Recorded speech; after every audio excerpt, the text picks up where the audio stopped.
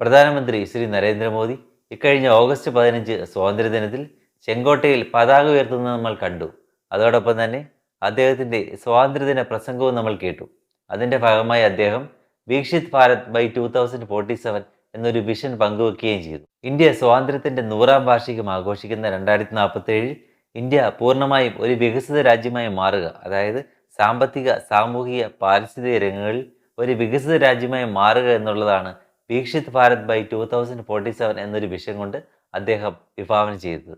എന്നാൽ നമ്മൾ ഇന്ന് പരിശോധിക്കുന്നത് ഈ ഒരു സ്വാതന്ത്ര്യദിന പ്രസംഗത്തിലൂടെ അദ്ദേഹം സൃഷ്ടിച്ച 2 റെക്കോർഡുകളെ കുറിച്ചാണ്. വാർത്തയിലേക്കൊരു സൂക്ഷ്മദർശിനിയിലേക്ക് സ്വാഗതം. തൻ്റെ 103 മിനിറ്റ് നീണ്ട സ്വാതന്ത്ര്യദിന പ്രസംഗത്തിലൂടെ നരേന്ദ്രമോദി ഒരു റെക്കോർഡ് എഴുതി ചേർത്തു.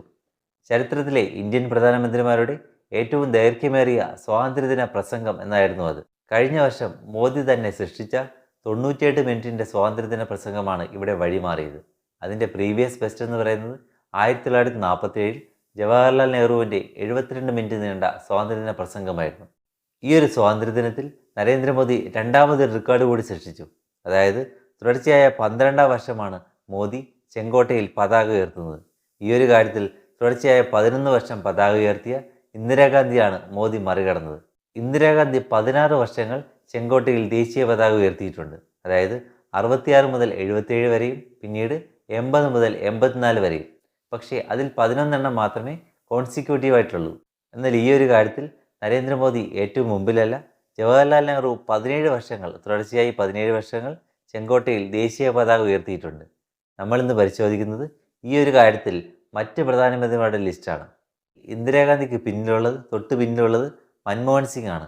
അദ്ദേഹം തുടർച്ചയായി 10 പ്രാവശ്യം ചെങ്കോട്ടയിൽ ദേശീയ പതാക ഉയർത്തി.